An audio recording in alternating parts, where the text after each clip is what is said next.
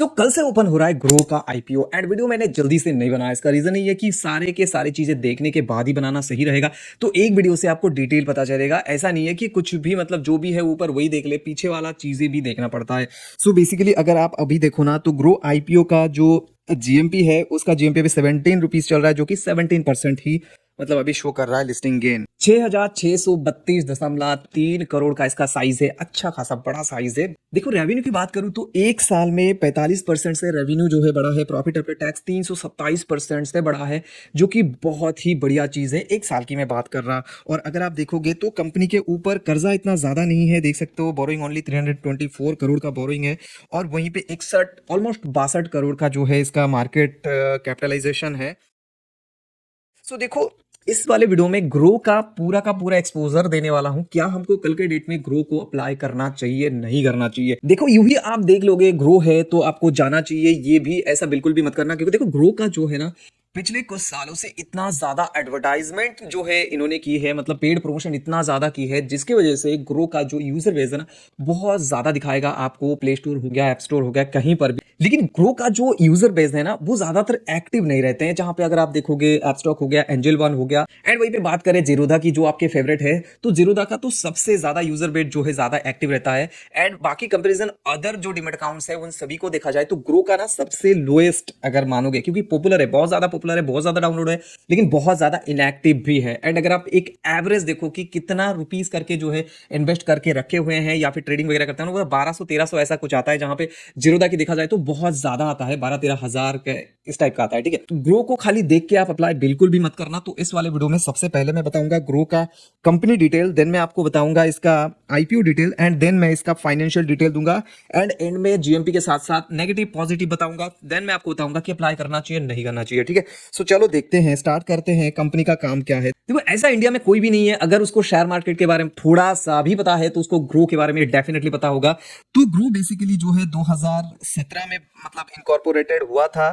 And Groww is a Bangalore based fintech company that provides retail investor direct to consumer digital investment platform that provides wealth creation opportunities to customers through multiple financial products and services. ठीक है, तो basically ये एक demat account है। And यहाँ पे आप digitally जो है कंपनीज के शेयर वगैरह खरीदते हो, यहीं पे आप ट्रेड मतलब आप शेयर मार्केट में अगर आना चाहते हो तो आपके पास एक अकाउंट होना चाहिए, डीमैट अकाउंट। तो वो वाला चीज ये आपको प्रोवाइड करती है, एंड उसके बदले आपसे लेती है ब्रोकरेज, एंड उसी से इसका मेन सोर्स ऑफ मतलब इवन यही इसका कमाई का जरिया है, और कुछ देखना नहीं पड़ेगा। देखो प्रोस कॉन्स को बिल्कुल मिस मत करना, उसके लिए टिल दी एंड बने रहना। एंड देखो भाई अभी लेंसकार्ट का आईपीओ चल रहा है, बहुत ही मतलब अच्छा ओपनिंग था, लेकिन उसके बाद थोड़ा सा डाउनफॉल उसमें दिखा। तो अगर आप लेंसकार्ट के ऊपर अप्लाई, देखो अभी भी जीएमपी अच्छा खासा शो कर रहा है। अगर आपको अप्लाई करनी है ना तो वीडियो आपको इंडिस्क्रिप्शन पे मिलेगा, डिस्क्रिप्शन में भी मिलेगा, आप देख सकते हो। कोई क्वेरीज हो इंस्टाग्राम पे पूछो, link is in the description. अभी मैं आपको आईपीओ डिटेल देता हूं। देखो 4 तारीख मतलब कल से ये ओपन होगा, 7 तारीख तक ओपन रहेगा। एंड 95 से 100 रुपीज का प्राइस बैंड है, लेकिन मुझे ऐसा लगता है कि ये ज्यादा है, क्योंकि इसका प्राइस टू बुक वैल्यू 11 से भी ज्यादा है। सो दैट अगर यहाँ पे अगर आप देखोगे तो 8-9 रुपए के आसपास जो है इसका एक एक शेयर का प्राइस है, वहीं पे 100 रुपए पे मांग रहा है। ठीक है, टोटल जो इसका आईपीओ साइज है वो है 6,632.30 करोड़ का। वहीं से ओनली 1060 करोड़ का मतलब फ्रेश इशू है। बाकी जितने सारे हैं ना वो सारे के सारे ऑफर पर सेल है। तो मतलब जितने सारे इसके ऑलरेडी इन्वेस्टर है ना वो सारे के सारे पैसे लेके बेच के निकलने वाले हैं आफ्टर आईपीओ। ठीक है, तो ये भी ध्यान में रखना, क्योंकि फ्रेश इशू इतना ज्यादा नहीं है।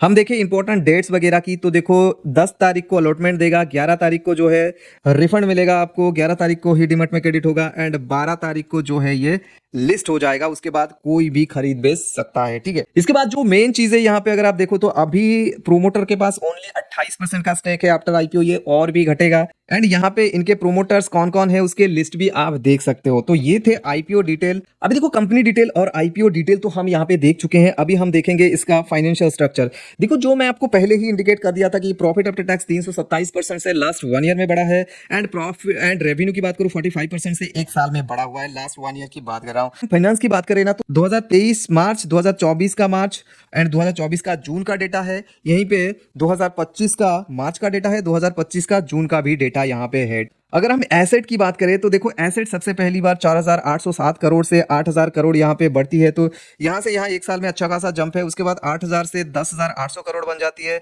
अगले मतलब क्वार्टर में देखो 200 करोड़ का यहाँ से यहाँ बढ़ा है आपके जो। उसके बाद मार्च 2025 में ये 10,000 थोड़ा सा डाउन हो जाता है। देखो यहाँ पे 819 करोड़ से यहाँ पे 10,077 करोड़ पे आ जाती है और यहीं से थोड़ा सा और ज्यादा बढ़ता है 2025 के जून में। ठीक है, अगर हम बात करें कि प्रॉफिट आफ्टर टैक्स की हालत क्या है तो देखो 457 से यहाँ पे माइनस 805 करोड़, वहीं से जो है अगले क्वार्टर में ही ये बना लेता है प्रॉफिट अच्छा खासा 338 करोड़ का। वहीं से अभी तक का इस क्वार्टर की बात करूं तो 378.37 करोड़ बना चुका है। तो यहां से यहां जंप आपको दिखेगा, मतलब गए साल के क्वार्टर से इस साल का क्वार्टर में जो है अच्छा खासा आपको क्वार्टर ऑन क्वार्टर बेसिस पे जो है जंप यहां पे देखने के लिए मिला।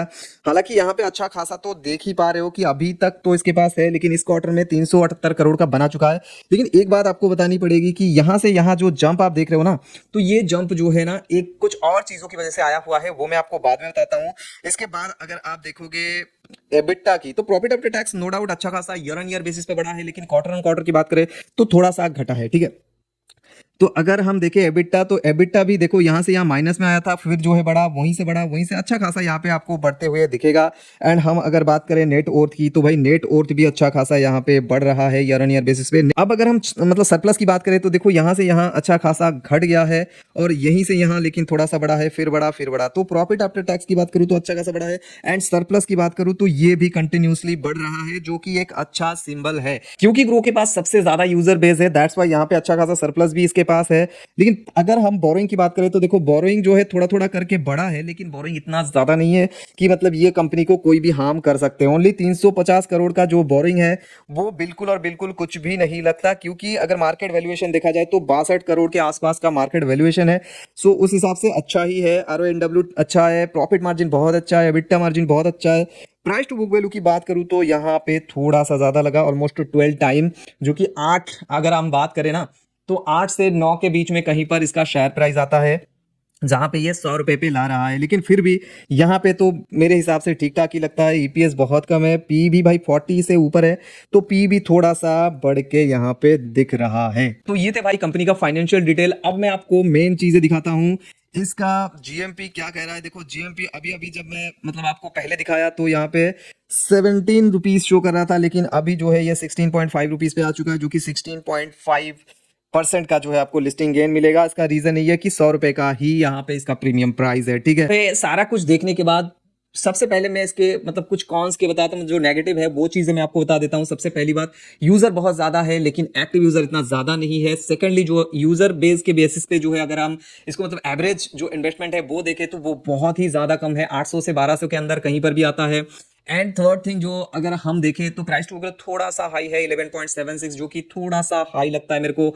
And profit after tax last quarter में थोड़ा सा डाउन हुआ है, ये भी मतलब परसेंटेज वाइज, ठीक है, ये भी मतलब थोड़ा सा जो है यहाँ पे आपको नेगेटिव बेसिस में जाएगा। उसका रीजन ये है कि किसी क्लाइंट ने जो है 159 करोड़ का जो है यहाँ पे रिवेट आया है, ठीक है, जो उसको पे करा गया था, फिर से ये वापस आया है कंपनी के, कुछ होगा लीगल इशू वगैरह होगा, दैट्स वाई यहाँ पे कंपनी को पे किया है किसी ने, तो इसके लिए जो है ये पैसे ज्यादा बढ़ के शो हो रहे हैं।